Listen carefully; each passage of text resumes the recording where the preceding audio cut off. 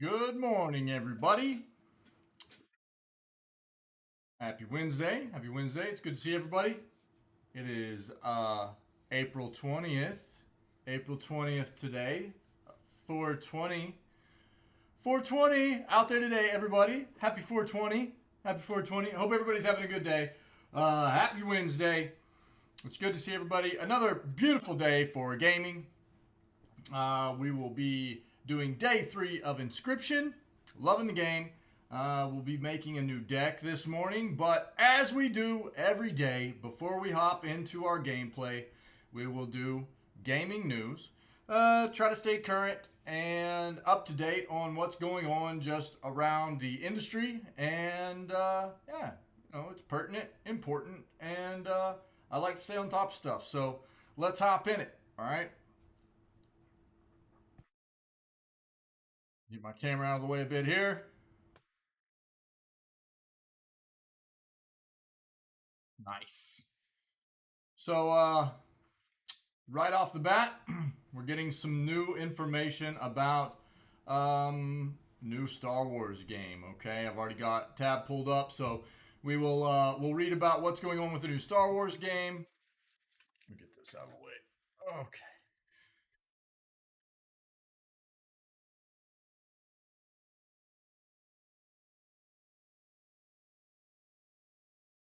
Glorious PC gaming race is rebranded to Glorious out of belated shame. What? We'll see what that's about. We'll see what I'm not familiar with what's going on there. We'll see what that's about. We've already got Star Wars stuff pulled up. Okay. Long lost N64 platformer Glover rolls out today. I remember this. Okay. Let's see what's up.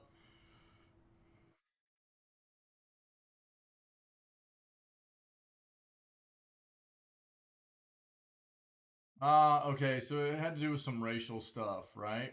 Okay. Okay. Peripheral company Glorious PC Gaming race becomes glorious as it finally ditches racial branding. I do like The Verge, so we're going to keep the tab up that we have. I don't dislike PC Gamer or anything, but I like The Verge, so we'll just keep the tab up that we have and we'll read about it.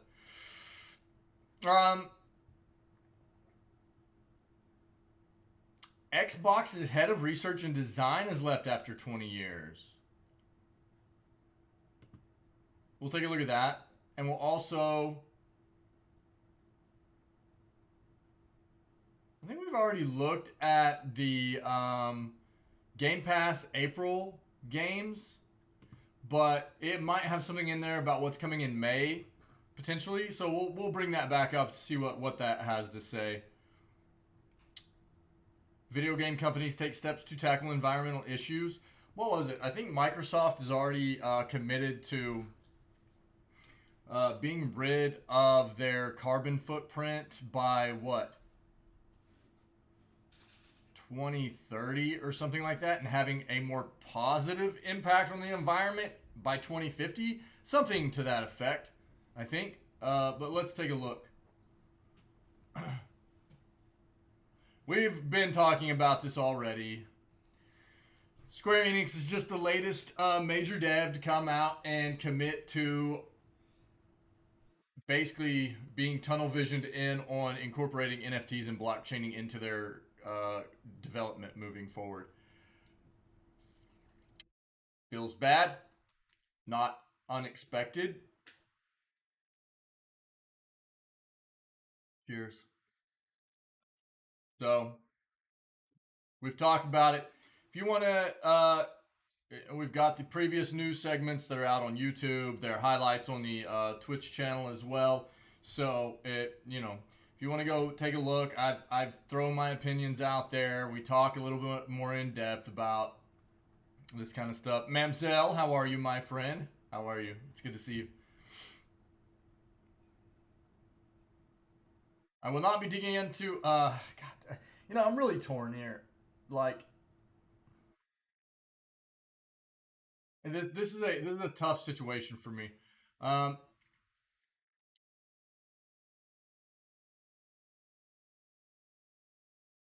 Tired? Yeah, I'm sorry. I'm sorry, buddy.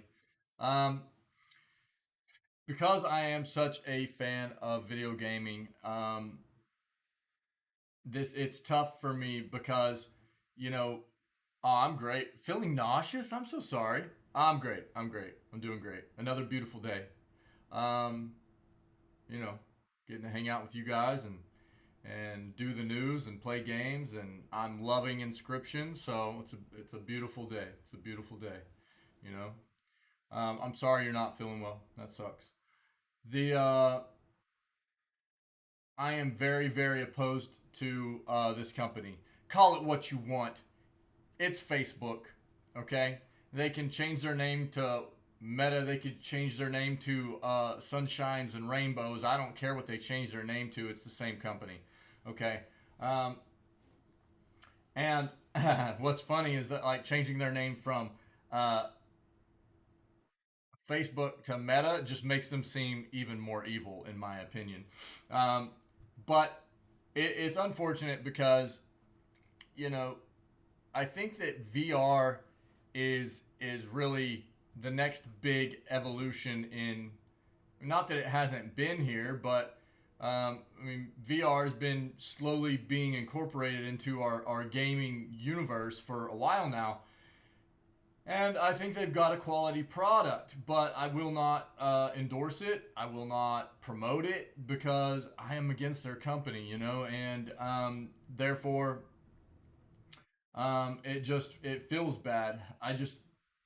That company, man, just everything I know about it just seems super super evil, and I just can't dig into this kind of stuff. I'm not going to spend significant time in our news segment talking about it. What I would do is I would implore people to do your own research. Okay? Do your own research about Facebook, Meta, whatever they want to call themselves, whatever you want to call that company, and what that company is actually about, the kinds of shenanigans and kind of scummy things that they do, and make your own decision. I rid myself of, I will not lie. I had a Facebook way, way back in the day, and I rid myself of that because I didn't want them to have my data and stuff like that. So do your own research. Uh, oh, this is wild. We might read this. Esports players retire extremely young. It's not why you think. Uh, I actually had one of my like older computers that I had was built on a fatality motherboard. It was an ASRock, I think, fatality motherboard. So I'm gonna pull this up and read this real quick. Um, we already looked at the free games. It's basically just talking about Nintendo's games that you can play for free. But look, the games, it's not like games that would normally cost that you're getting for free. It's free to play games, right? That are going to have some kinds of cash shops, microtransactions, whether it be pay to win systems or pay for things like skins and things of that nature, quality pay for quality of life items, what have you. Okay, um, but they're out there. They're out there. We play one in the community right now in Lost Ark. It's a free to play game. It has both. It has a lot of different. It has a microtransaction shop in it. I think that there are a wide variety of games. There are some that are very well developed and don't skew in a pay to win very hard. And then there are some that are skewed very hard in pay to win that feels real bad. Everybody kind of has their own perception of how that goes. So, how they feel about that. We've got article pulled up already about the new Star Wars game info that came out, so we'll read about that. We read yesterday about the leaks about the Game Boy emulator for the Switch, right? So, and what there was about 40 games that have been tested at this point, which means it's probably a pretty good indicator of the initial pool of games. Probably won't be all of those games, but they're probably going to take an amount of those 40 games at least to utilize as the initial release of Game Boy games for the Switch's Game Boy emulator. Yeah, for the online. If you have their Switch Online services, then you'll get access to those titles. I think that's a pretty good assumption. We read about that yesterday. Again, if you need to take a look, if you want to take a look at it, at what we came across,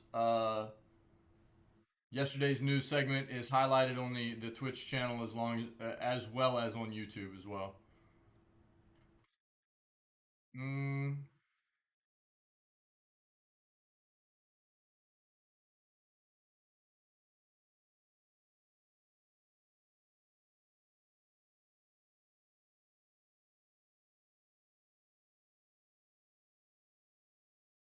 Students developing accessible gaming controller for people with disabilities.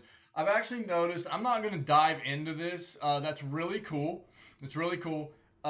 This is not the only. I've seen a lot of this lately. I've seen a lot of companies and like educational tech based institutions, stuff like that, that are developing controllers, peripherals, things like that, that are more aimed at individuals with disabilities and stuff, which is awesome. Because if you've ever seen, and it's not just necessarily just the controller, it's like a peripheral.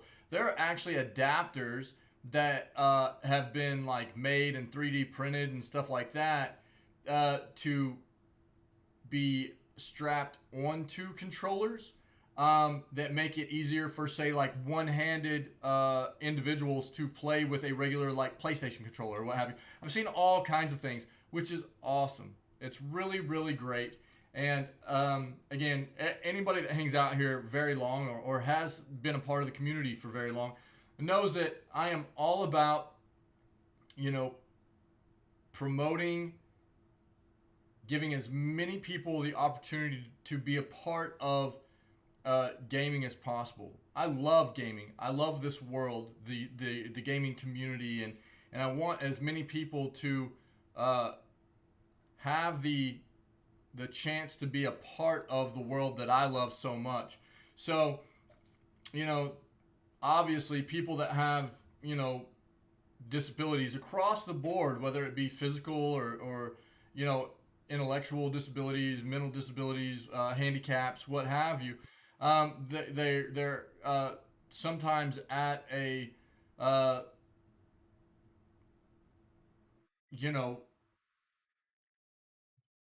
quite often I would say going to find it harder to hop into playing games because they're often developed in a way to be played with both hands or just they're catered to uh, what would be referred to as like normal people, right? I don't want to necessarily use that term, but people that don't have a disability or a handicap, right? So um, it's great to see this kind of thing be able to bring others that would like to be part of our community, part of gaming, and it's just really, really cool to see. And I'm glad that people are taking a focus at trying to bring more and more people into the world that we love. It's just great.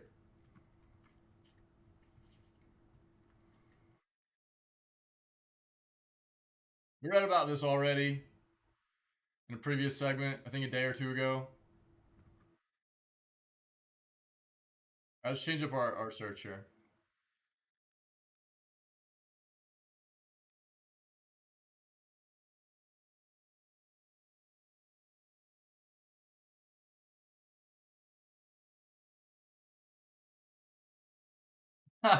pricey video games have sucked in millions of senior citizens.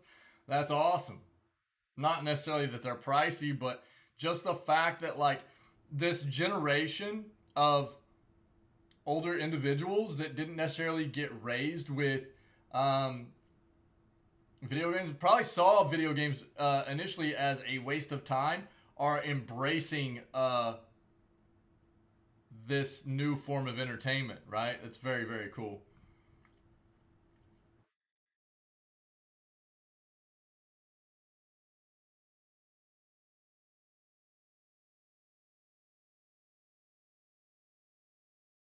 Yeah, okay, this is just talking about the new game. We've got this pulled up too. Yep. We talked about this yesterday. I actually compare the Playdate, which is this little video gaming system, this little handheld, to another handheld that came out at the end of last year called the Analog. Yeah, that's the name of it, right? Yeah, the Pocket. No, it's called the Pocket Analog, and I would say if you're in the market for a handheld gaming device, depending on what you're in the market for, right? Playing PC games, you're going to want to look at the Steam Deck. But opposed from that, between this and the analog Pocket, I think you're in line for a better experience with the analog Pocket. It has more to offer at $40 more.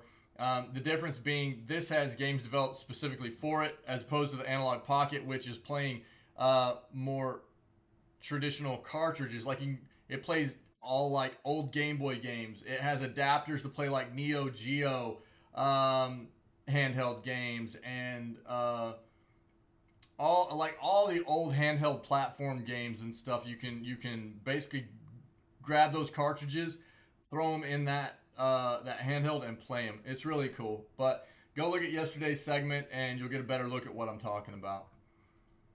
Yesterday's news segment. We talked about this yesterday as well. Talked about this as well. Blizzard pulling interest in NFTs. Every major dev is wanting to put NFTs in because all they care about is money, really.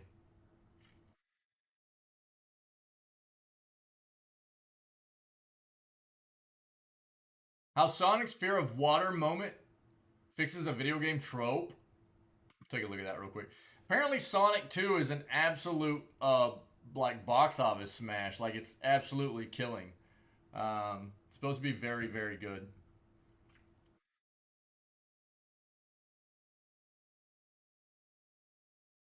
We've already got this pulled up, so we'll take a look at that. Talked about that yesterday.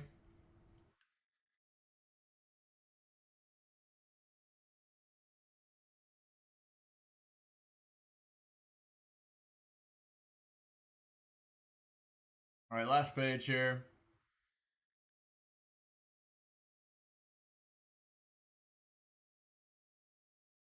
We're gonna be talking about this today. We've already got this pulled up.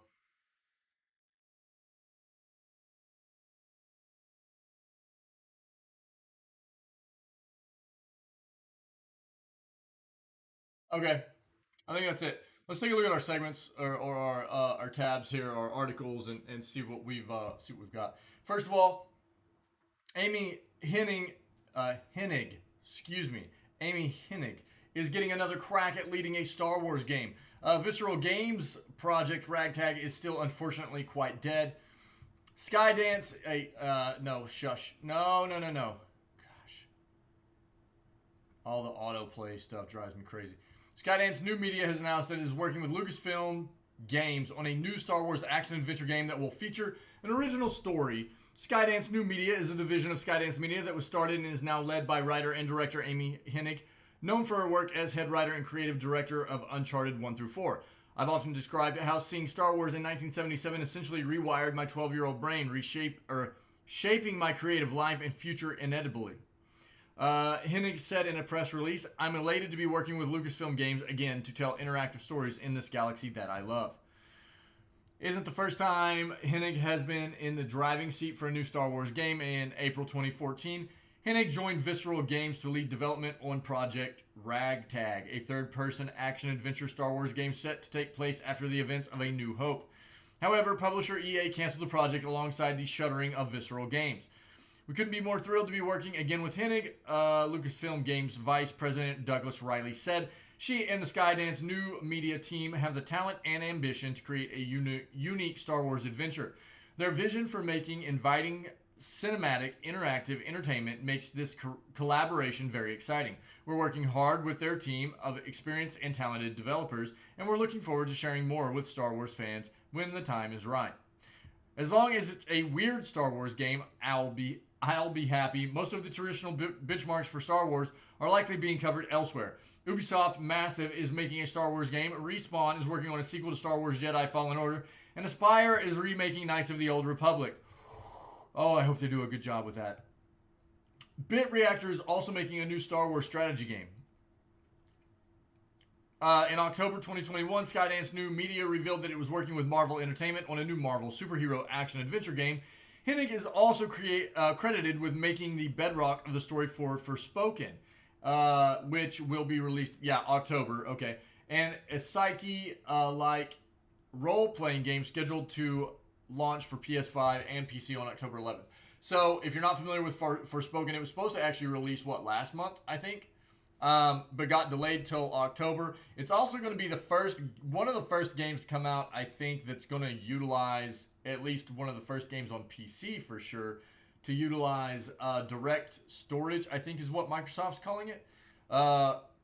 So basically, it's their new technology that bypasses needing the CPU to direct information that needs to get utilized by your graphics card. Yeah. So between your memory and graphics card, CPU basically is cut out as the middleman. So from what I understand, I haven't taken a real deep dive into the technology yet, but it's supposed to significantly increase loading times. Oh, oh yes, oh yes, mamselle. Mm-hmm. Yeah, it's pretty wild. It's pretty wild, isn't it? Yeah, and I mean the thing is, it can vary greatly too. That's why it's like you'll come across some people that, especially people that need degrees that go to school for extended periods of time. They talk about having to, here in the U.S. Uh, they end up, and they take out most of it on like loans. They pay that off for like the majority of their adulthood. Like it's pretty rough. hmm After college, they're paying it off for a very very long time. Usually, it's pretty rough. One second. Sorry.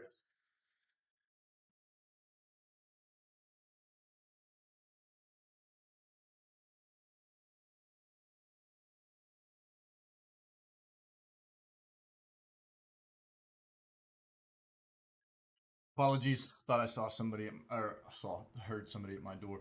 Um, Ava, what's up? How are you, my friend?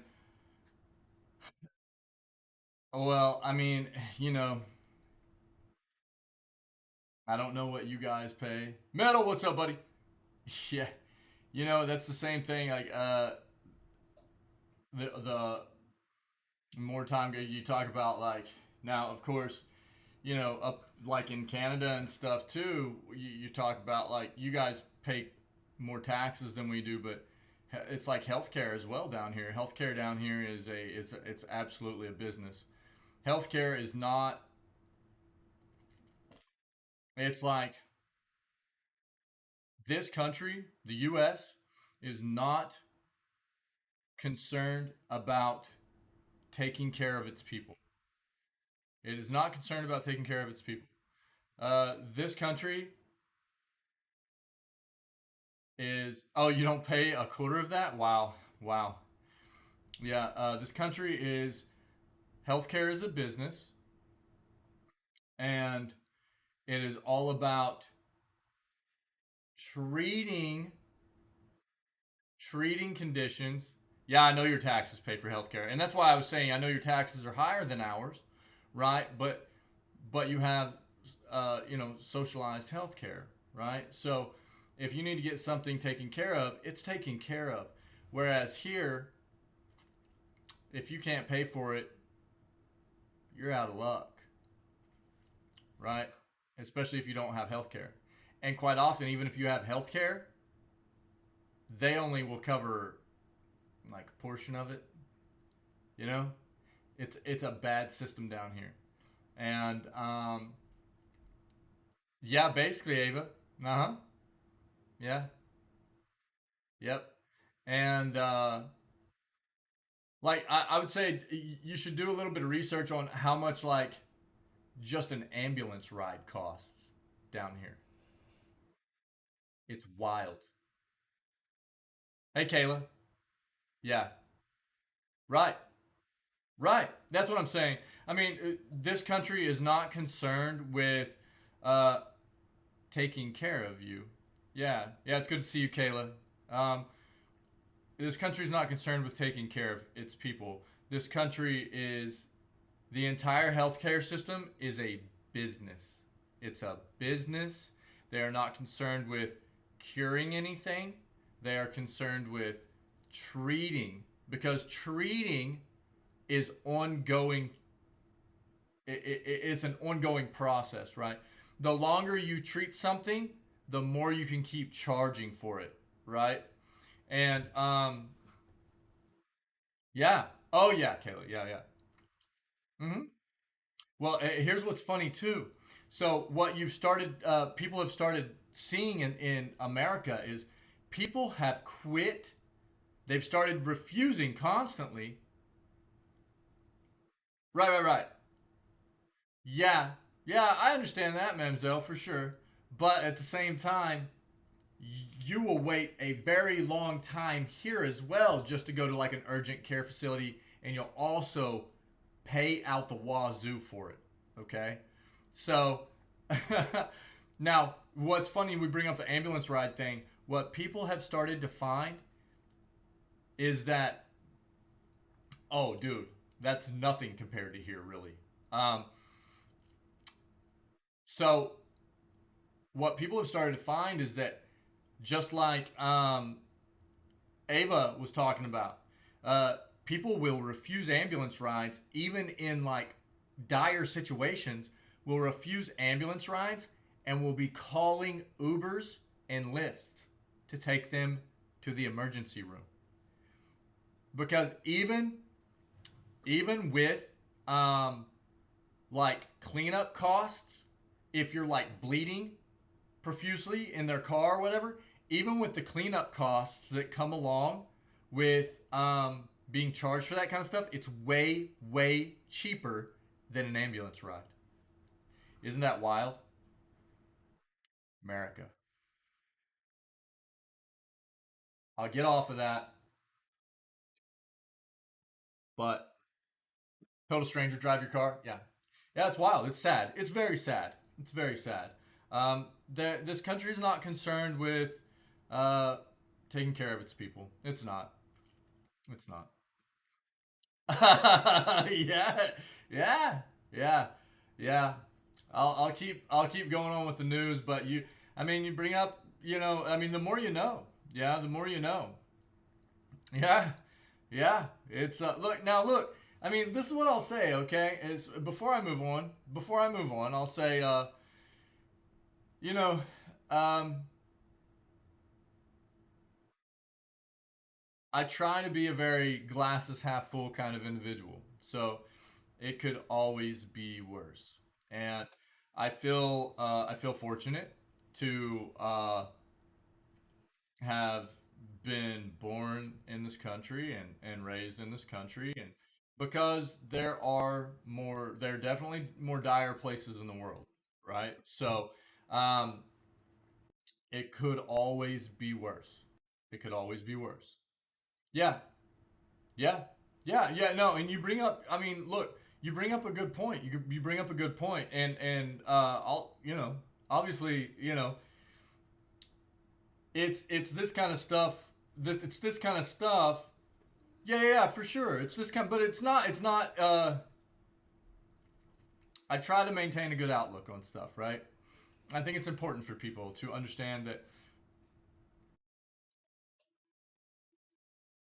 Again, I try to maintain the outlook that I'm fortunate, but it doesn't mean that we should overlook the issues that are very apparent in the places where we live as well, right?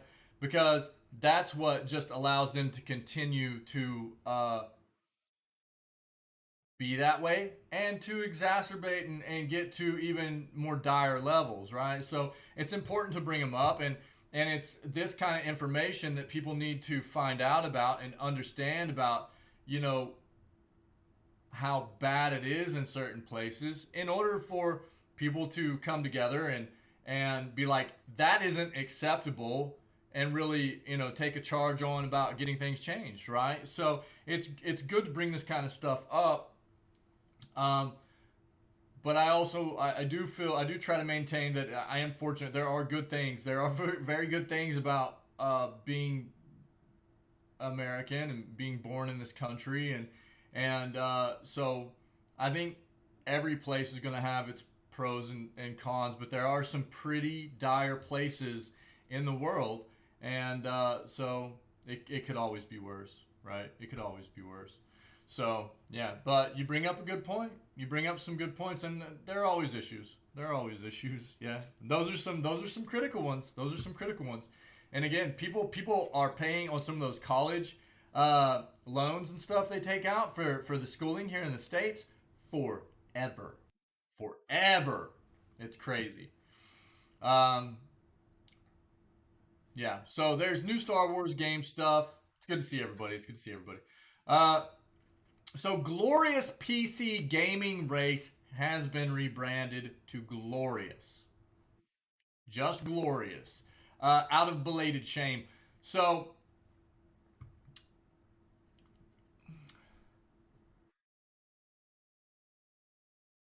yeah. Yo, Gamer, what's up, buddy? It's good to see you, dude. Yeah, for sure. Hmm. Yeah. I mean, at least that option's there. Yeah. Yeah. Absolutely. In 2008, the fast talking expletive spewing video game reviewer Yahtzee of Zero Punctuation coined the phrase the glorious PC gaming master race. Yeah, absolutely, Kayla. That's exactly what I was trying to get at. Yep, very well stated. Yeah, yeah, yeah. We need to stay informed, and we need to stay. You know, that's why I don't mind bringing up issues like this, especially during the news segment. And I will never try to say that I am the most intelligent or well educated individual on a lot of the subjects that will come up. Um, and I will always try, like throw a disclaimer out there that, especially on topics that I might not be very educated on, like take it with a grain of salt, right?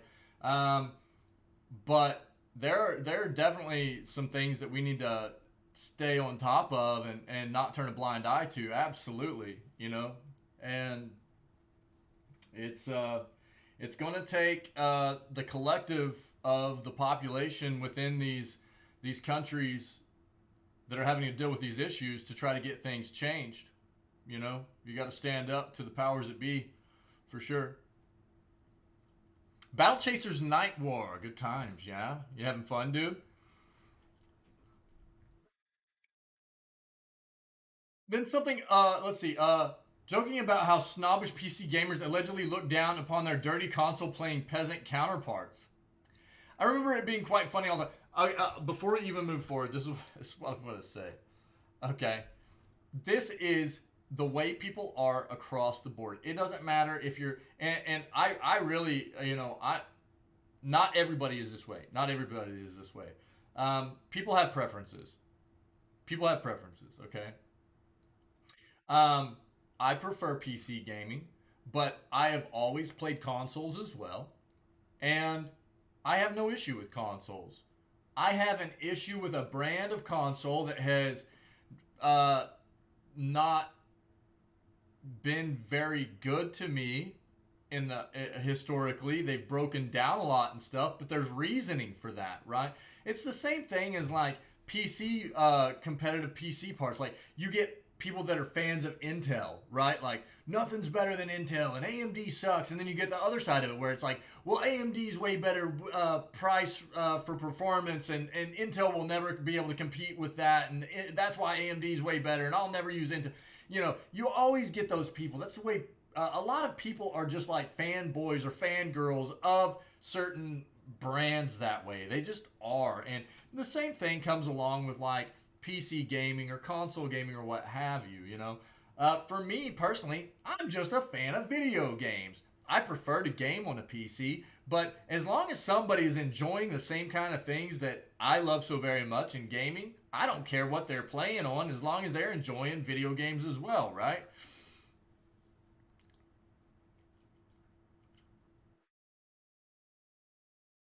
Mr. Americans like to say it's free healthcare. Yeah, yeah, right. Right, yeah, sure, yeah, absolutely, Kayla. Yeah, Mamzelle, yep, yep. Yeah, yeah, their taxes are way higher. Mm-hmm, for sure. But, um, yeah, I mean, there are a lot of ins and outs of it that are really need to be, you know, looked at and considered. But, um, you know, it does. I will say this, going back to what we were talking about is usually in countries where there is like socialized healthcare options, right? Not that you have to use that, but where there are socialized healthcare options, your taxes are a lot higher. But as a whole, those countries, the way it at least comes off to me is those countries seem to have a higher quality of life, and and their country governmental form, their country as a whole seems to care more about their people's general overall well-being than what I see from like my own country, right? Where everything just seems to be um, based on money. That's all it seems to me, is that like healthcare is just money, money, money, money, money. You know, um, and that's probably just some of that's just skewed from me being within this system here in my own country, you know. So I'm sure that it's not necessarily always that way. It's just, you know, my own point of view from being within where I'm at. Yeah. Something unfortunate happened. The PC gaming community decided to brand itself that way. PC Gaming Master Race became the community's biggest subreddit. And in 2014, some guy also decided he'd use it to sell mouse pads, mice, and keyboards to people. Nazi era connotations be danged.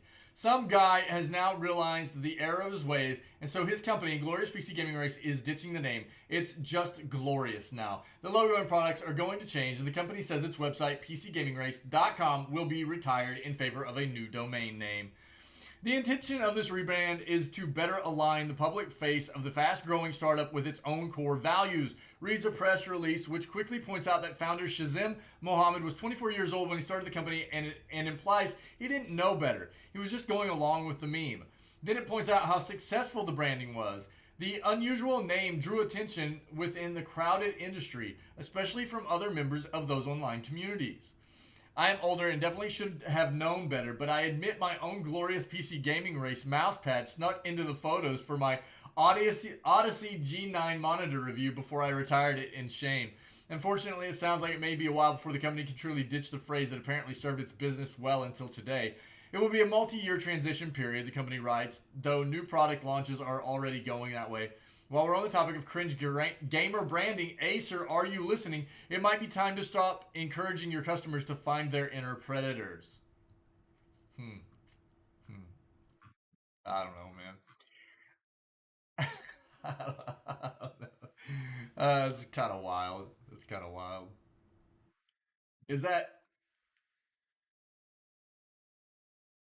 okay? Okay, wild man. Uh, don't want to go work. I'm sorry. Yo. Okay, Metal. Cool, man. Yo, lurk away, buddy. It's good to see you, dude. Good morning. Good morning. Or good day to you. I know it's not your morning. Well, you might have just woken up though, right? Yeah, dude. Um.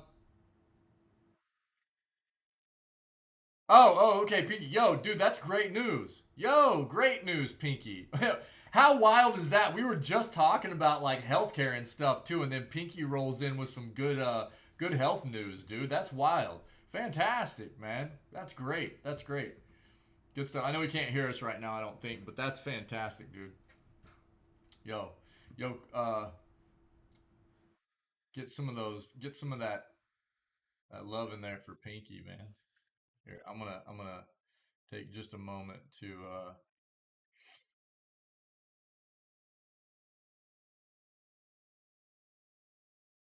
since Pinky's got his sound off, I'm gonna throw him a heart. Long lost N64 platformer Glover rolls out today. It's been 22 years since the first and last Glover game. You guys remember this? Just 2 months ago, I referred to the N64 game Glover as one of the many 3D platformers that fizzled out in the new millennium. Now it looks like my words have come back and slapped me in the face with a white anthropomorphic glove because Glover is due to launch on Steam and GOG today. The return of Glover means the game comes to PC for the second time. Developer Pico Interactive managed to get their hands on the original N64 version source code, meaning that the game is very much as we remember it, with high res graphics and widescreen support being the most notable improvements. According to Pico, they used the N64 code because it was superior to the PC code. The less said about the infamously awful PS1 version, the better. Game is locked to 30 frames. There you go. Awesome, Mamzelle. May not sound like much, but it's still double the frame rate of the 64. Isn't that crazy, dude? That we used to play 64 games at like 15 frames. You remember how janky? I think it's easy to forget how just like how janky the frame rate was on a 64. You know, until you go back and play games like that, the frames were terrible on the old systems, man. Pico says it doesn't run at 60 frames because the programmer said that the mechanics of handball made the math calculations for it run at 60 frames incredibly difficult. Looking at the Steam page, it doesn't sound like anything's been remastered in the way of textures, models, soundtrack, or restored content.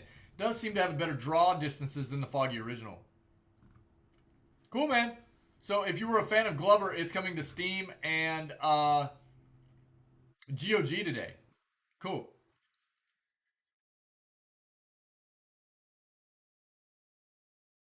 And we got the Canadian gang hanging, dude. We just need Sayek up in here. He's not living in Canada right now, but he's definitely Canada gang for sure. He'll claim that.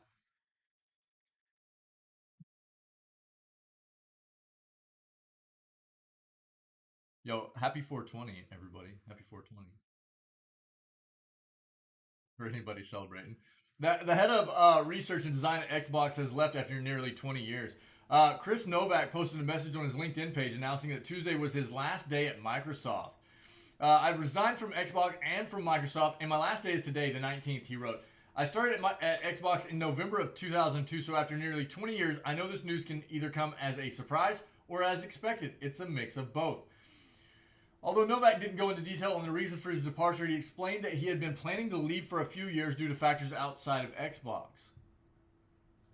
Yeah, uh,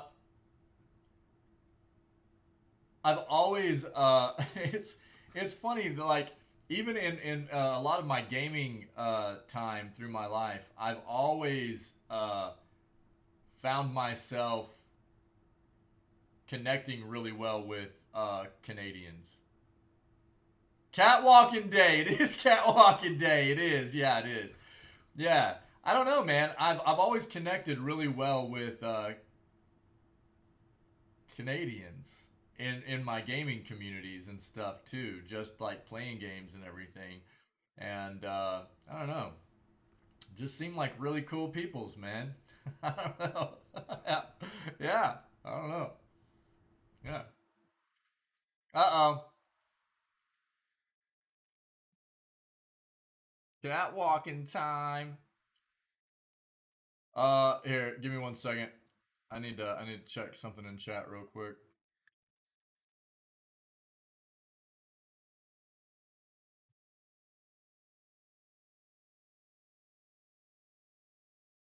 Yeah. Get where's where's Wick at? Where's Wick at? All right. Get wrecked. First bot of the day, get wrecked. All right.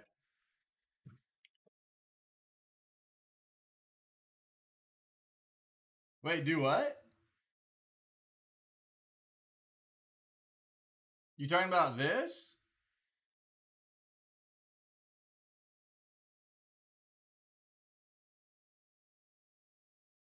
Oh, you're talking at Mamzelle. Oh, at Mamzelle. I didn't see that. Okay. My bad, my bad.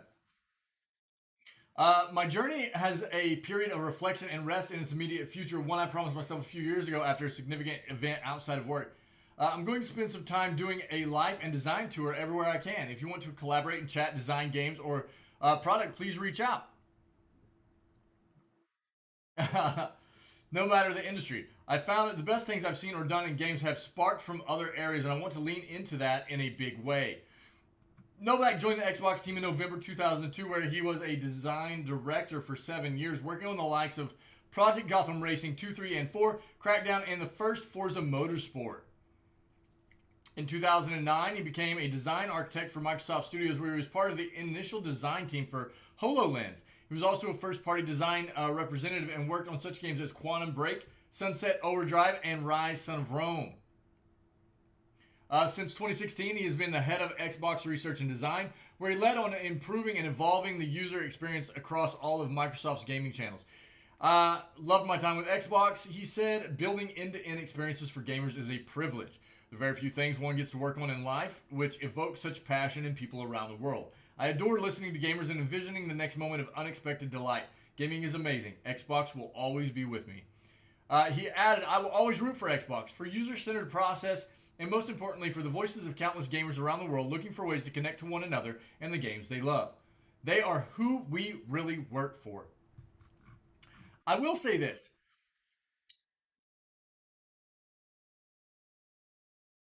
Yeah, yeah, me and Mamzelle, yeah, the Final Fantasy gang for sure.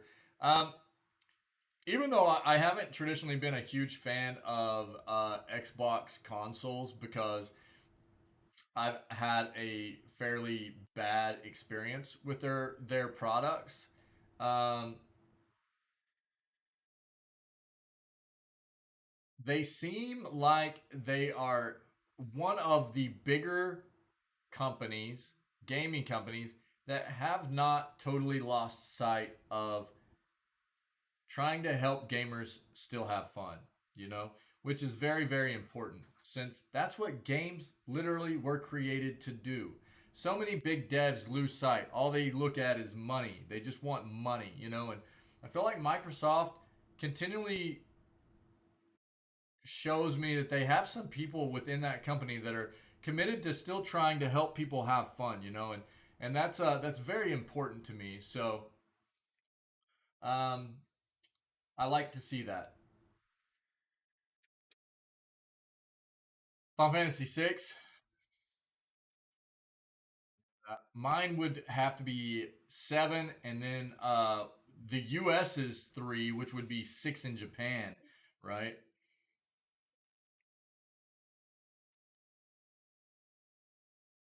Bug Snacks, Turnips, and Taxes hit Xbox Game Pass in April. Two more games are coming to Game Pass sometime. Um, Bug Snacks and a timely indie game about taxes star in lineup of games coming to Xbox Game Pass in the second half of April. Microsoft's Tuesday morning announcement also mentioned that Ubisoft will be contributing two more games to the library in the next 2 months under a vague partnership announced at the beginning of the year. No dates were given, but the two games will be Assassin's Creed Origins for cloud console and PC, and For Honor Marching Fire Edition on PC. For Honor is already available to cloud console subscribers, and it will upgrade to the Marching Fire Edition for them at that time too. Um, Okay.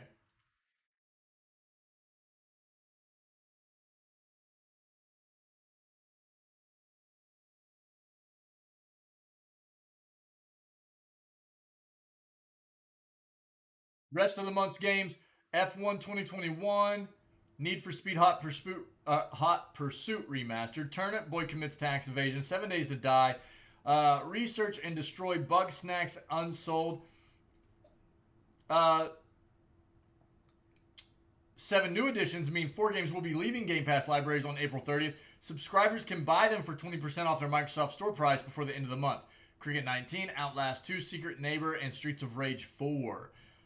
Streets of Rage, we just read yesterday that Streets of Rage is actually getting what was it, a movie or a TV show adaptation by the same person that created the John Wick movies, which is wild.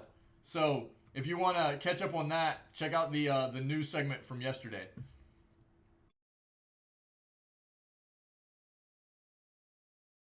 Okay, yeah, that's what I was. That's what I figured you were saying, Mamzel. Yeah, 3 = 6. Yeah. So 3 here, same thing as Japan. 6. Yeah.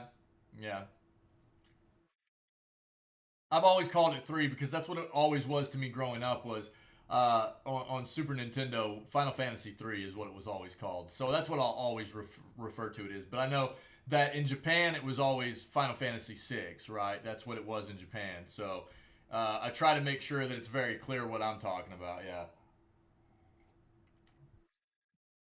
I love I love 10 as well. 10 is one of probably like my third favorite. I love 10. Uh, it was a lot of fun. I love playing Blitzball. Blitzball was so much fun, dude. I loved playing 10. Um, Stop that. Video game companies take steps to tackle environmental issues. As the effects of climate change prompt more urgency to cut greenhouse gas emissions around the world and reduce energy. Yo, gamer, did you start your new gig already, dude? Did you start your new job, buddy? Fell a lot of fights today, so I don't miss much stuff before I get home. Okay, Pinky, just for you, dude. Otherwise, I would totally just melt everything. But for you, dude, I will make sure to lose a lot. Okay? Yeah, yeah. Uh, just, otherwise, we know I would win. As the effects of climate change prompt more urgency to cut greenhouse gas emissions around the world and reduce energy use, every industry is facing scrutiny about their impact on the climate and the environment. Video games, media, and entertainment companies in particular require a significant amount of energy to run powerful computers, high speed internet connections, and cloud based technologies. Okay, Mamzel, take it easy. Take it easy. I'm sorry. I know you're not feeling well and everything, too. That sucks. I'm really sorry. Oh, okay, cool. Cool, gamer. Awesome, dude. Let me keep us up to date, man. I'm really happy for you, dude. Keep me up to date. Keep us up to date. Yeah. Have a good day, Mamzel. Thanks for being here. We'll see you later, probably on break or something. Yeah. One study estimated that gaming worldwide used the same amount of energy as 5 million cars. Gaming costs. Look, this is why we've got to start getting really serious about renewable energy, utilizing solar, wind, hydro. Like, okay, yeah, I figured you'd probably be heading there too, buddy. All right, man, take it easy. All right, man. Gaming consoles or computers also contribute to the 50 million tons of electronic waste produced every year, only 20% of which is recycled.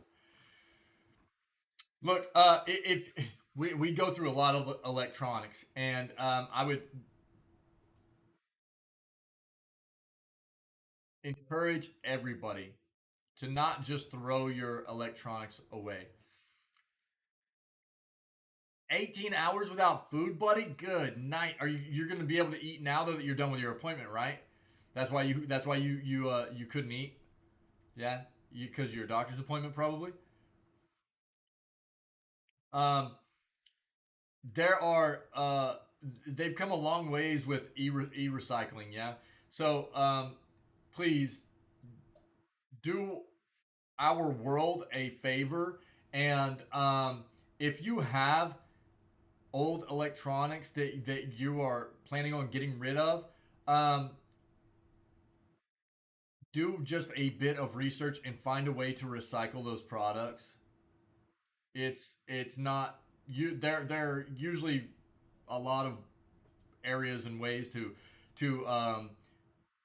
recycle them that reduces the impact on the environment. And I would just really encourage everybody to do a quick, you know, internet search to find out the best way you can go about recycling your old electronics, because it is a big impact on the environment just throwing them away. One study estimated that gaming worldwide used the same amount of energy as 5 million cars. Gaming consoles or computers also contributed to the 50 million tons of electronic waste produced every year, only 20% of which is recycled, according to the UN Environmental Program. But video games also have a huge audience of players, fans, and commentators around the world, and the United Nations saw an opportunity to reach both the industry and its audience with a message about the importance of combating climate change. 3 billion people play games. Nearly one person in every two on the planet is either on their phone or on their console at home. So this medium is the most powerful medium in the world. And so we think working with this industry to make a difference can unlock all kinds of different changes in people, said Sam Barrett, the chief of a unit of the UN Environmental Program that works to engage young people with environmental issues. So for us, I would say the climate crisis is everyone everywhere at all at once to try and make a difference, which is why the video game industry has to have sleeves up on this, which is what we are trying to do. Barrett said he was inspired to reach out to video game developers after watching how much time his children, especially his 12-year-old son, spent playing games like Minecraft, FIFA, and Roblox. He spends a lot of time in games, and it just made me think, how can this medium not just kind of entertain people, but also give them opportunities to make a difference? So we came up with the idea of for the playing for the planet, just to explore what was possible in gaming. He told ABC News. Since its 2019 launch, Barrett said Playing for the Planet Alliance has worked with over 40 companies and industry groups to set standards to reduce greenhouse gas emissions and plastic pollution. They also use initiatives like their Green Game Jam developer competition to incorporate environmental messages in both small educational games and big name franchises. Cool. That's really cool. Alinda Chang, an assistant professor of media studies at the University of California, Santa Barbara, and author of Playing Nature, Ecology, and Video Games, said there's a lot of potential to use games to change how people think about the environment. Yeah. Yo, this is a super long. We're already not. This is not important, but I'm gonna throw this in the chat. I think the environment is very important. Uh, we don't have another world, right? And we always have to find ways to be better about sustaining the world we have. So uh, please take a look at the link I threw in chat. Read the rest of what's within this article, and please take the time to find ways to uh, recycle your e waste responsibly, so we can try to limit the impact we're having on the environment. It's it's pretty brutal what we do to this planet, what we've done to this planet, and anything we can do. I know a lot of people have this like thought that, well, like, if it's just, little old me is not going to be enough, right? But it takes everybody doing their part to make, a bigger effect, right? And if we can get more people to start doing these things, then it will have a greater impact. So please consider, doing your part for the planet, the environment, and recycle your e-waste to the best of your ability, please. All right. Seven, catch up with the news in minutes. This is not the article. Esports, shorter careers. I'm just going to briefly look over this. The reason it caught my eye is because this individual, if you're not familiar, uh, Fatality. If you don't know who this is, this was like an esports star from way back in the day, And I had an old computer that was built on I think it was an ASRock Fatality gaming motherboard, way, way back. So that's what caught my eye. So Jonathan Fatality Windle was once the greatest professional gamer in the Western world. In the 9 years he competed, he won 12 championships and 5 MVP awards across a number of first-person shooter titles such as Quake 3 Arena, Painkiller, and Unreal Tournament. By the end of his competitive career, Windle earned almost $500,000 in prize money. Played his last professional match in 2007. He was 26 years old. Though 26 is a remarkable young age at which to retire in traditional sports, in esports, it's the norm. In Activision's Call of Duty League, the average competitor is around 22 years old, according to league data. In Blizzard Entertainment's Overwatch League, the average player is about 20 years old. In both leagues, players retire extremely young compared to traditional sports, while only 6 players have retired from Call of Duty League since it was launched in 2020. Median age is 26. In Overwatch League, the average retirement age is 23.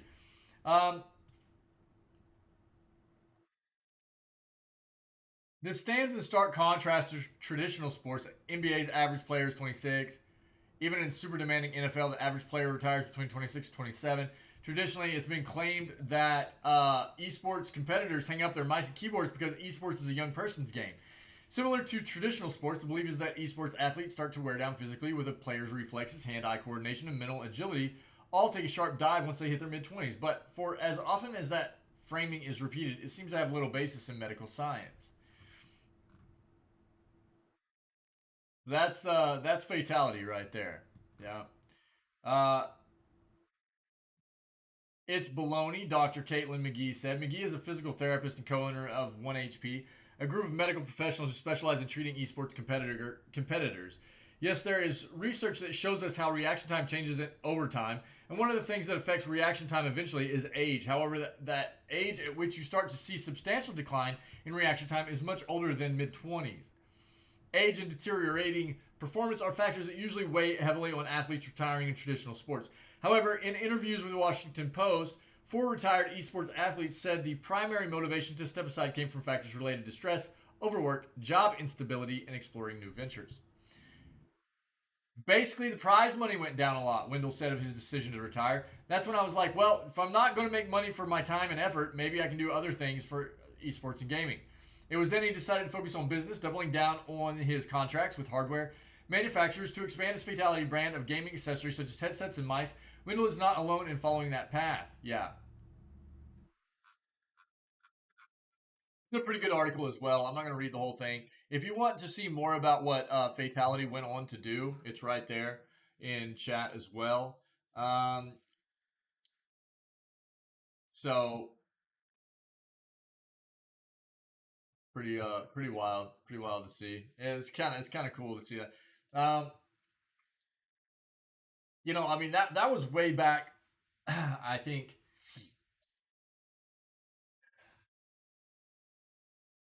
before esports had really like peaked, if you will. He was kind of like a trailblazer, kind of for esports, and he's kind of like a legend in esports for just leading the way and showing people that you could actually make some money winning a lot of tournaments and stuff like that. Fatality was so, but he was doing it at a time where it wasn't like it is now, where everybody is kind of in that mode of trying to be, or not everybody, but it's a much more competitive, much more populated field of um, competitors going at it. He really committed himself, right, to being, that's what he did. He was just playing games and competing in tournaments and stuff where most people weren't doing that. It was a time where gaming was still kind of, it hadn't turned over into what it is nowadays, where people saw it as something that could be just gaming could be turned into a career. It wasn't that. Gaming can definitely be turned into a career in many forms and fashions nowadays. Whereas back then it wasn't as much, right? So he kind of was a bit of a trailblazer for many people, showing that it could be done. Sonic 2, how Sonic's fear of water moment fixes a video game trope. Given his history in video games, Sonic's fear of water is understandable, but Sonic 2 incorporates this trope into his and Knuckles' character arcs. Oh, this article contains spoilers for Sonic 2. I can't do it. I can't do it. Just know this is here. I'll throw it in chat.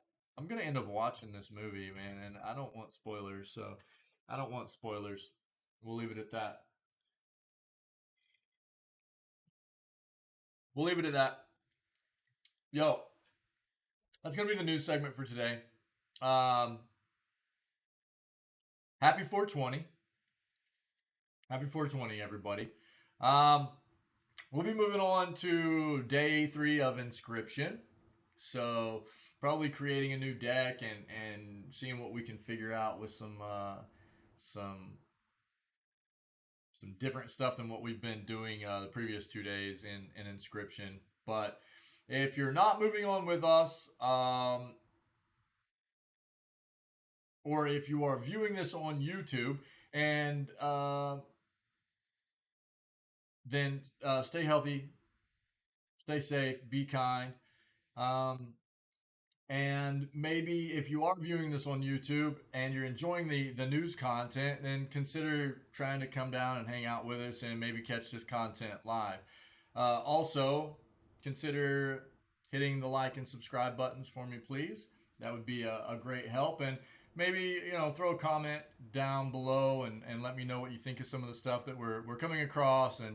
And I'm always up for discussion about the topics that we come across and my thoughts. And uh, this community is all about, we can have differing opinions and things like that, just talking about it and being civil about things. So, let me know what you think down in the comments section, if you will. Yeah, so have a great 420, and hopefully we will see you next time. All right?